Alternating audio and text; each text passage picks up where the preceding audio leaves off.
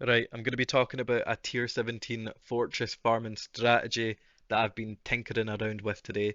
You can see right here I farmed 27 fortress maps in 50 maps. I'll have a spreadsheet of all this loot later on in the video so it's more organized. But the number of maps I dropped in total was around 400, and with 4 void stones, which is absolutely mandatory. 6.4% of them should turn into Tier 17 maps, which means you should expect 25 Tier 17s or a fortress every 2 maps before any alter duplication. First of all, I know only 27 and 50 maps, that's one in every 2 maps average, that's awful. We used to be able to get one in every single map last league. Well, almost every single cartography scarab was removed or entirely reworked, and back to basics was removed too, which means we're starting from step 1 when it comes to figuring out tier 17 farming methods. This is what I've come up with. It is a template of what to do and is by no means the end all be all of tier 17 farming. There are like 2 dozen scarabs I can think of that will be worth trying out when it comes to tier 17 farming. These are just the ones I tried today and had moderate success with. I'm not sure if we'll ever reach the days of dropping a tier 17 every single map, but one in every 2 for now isn't too bad, and I guarantee it might become 2 in every 3 in just a week or two. You also, in general, make quite a lot of other currency and a lot of gold. I probably averaged around 12,000 per map, which is nice since we're not targeting gold, so to have that passive income is pretty good. Right, so what's the strategy? It revolves around 8 modded strands and the cartography scarab of escalation, and then 3 cartography scarabs of the multitude. There is a chance these get replaced if a better strat comes along, but I really cannot see this one ever getting replaced. I tested out 2 sets, one with the risk and one with the conversion. I made more money with the risk, but I think overall the conversion is better. I think I would have made money if I had the same luck that I had when I ran the 25 maps of these. So I will recommend going this one for now. Alright, why Strand? Well, Strand drops the Fortress, which is the most expensive tier 70 map in the game. I think it's currently going for around 70 chaos, which means one in every 2 Strand maps you run with this strategy, you will be dropping 70 chaos on average. Realistically, you can run any other map as long as it drops the Fortress or whatever the most expensive tier 70 map at the time is that you're watching this video. But I went with Strand because that's my favourite out of the lot. Why do I have burial chamber scried to Strand? I just do. It doesn't really matter. For the Atlas tree, it's a pretty simple one. You take as much map chance as you can get. All the map modifier effect. You take the blue altars. That's what we're running. We want the percent chance to duplicate maps on this.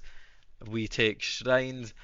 Um, I originally took shrines because I wanted to run this with the domination guard buff terrors, but it was a pain to buy, which is why I did not run it with that. But I still think it adds mobs and it helps you complete the map faster, so we still run shrines. We take ritual, you do not complete ritual, you just want as much ritual chance as you can afford to get the mobs onto the map. You just want to destroy the initial pack and leave. We also take all of these boss nodes up here. Realistically, if you're not using the Pandemonium Scarab or the Domination Scarab of Terrors, these aren't doing much. I still chose them though, but you can go for these Scarab ones, which I didn't have on, which is probably a big mistake. You can also, you do drop quite a lot of Scarabs, so you can target the Cartography Scarabs, which are quite expensive. The Essence ones are quite expensive too. Or you can come down and add Delirium and use Delirium on your map device, or you could even try and add Beyond, Rogue Exiles, whatever you want that you think will get more mobs into the map. Alright, and onto the spreadsheet that I just really quickly put together. I dropped around 400 maps.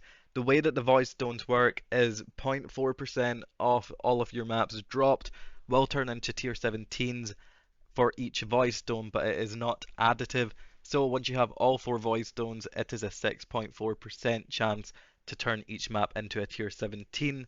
It also states that on PoE Wiki if you don't believe me. That is the maths. So with 400 maps dropped in these 50 maps, I should have gotten 25 tier 17s. I got 27. I did get 2 duplicates from my blue altars, which means I got exactly on the luck before the blue altars. Some Scarab combinations that might be worth trying with this, replacing that fifth Scarab, that flex Scarab, and maybe some multitudes if you need that slot.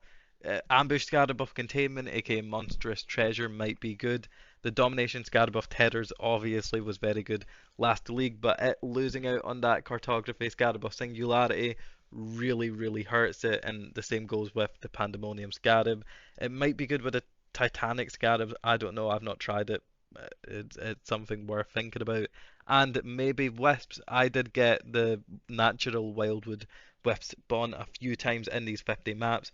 And those maps I did notice were significantly better. Well, maybe not significantly, but they were always pretty good as opposed to sometimes I would get duds when I didn't have them.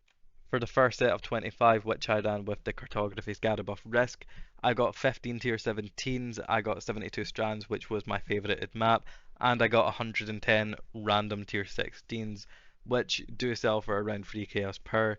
I got around 15 divines in total from this. Divines are currently 125 chaos per.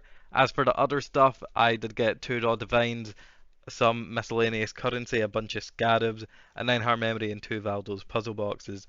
Since there's a lot of just packs being added from the cartography scarab of multitude and in general from juicing up your map with the map modifier effect, you will be getting a decent amount of other loot.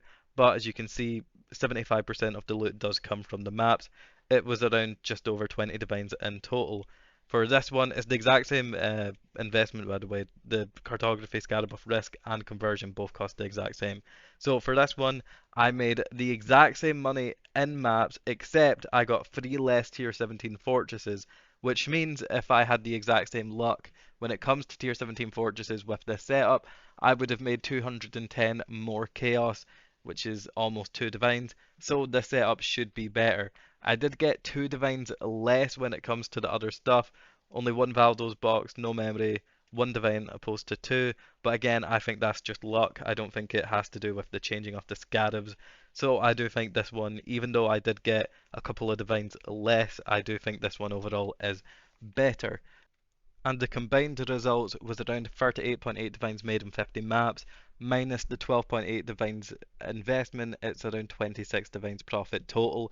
It did not take long at all to run these maps, it was around 3 minutes per map for me, it was around 2.5 hours in total, which means I made around 10.4 divines profit an hour, but I'm not focusing on profit an hour because, different builds, whatever, it is never going to be compatible to you.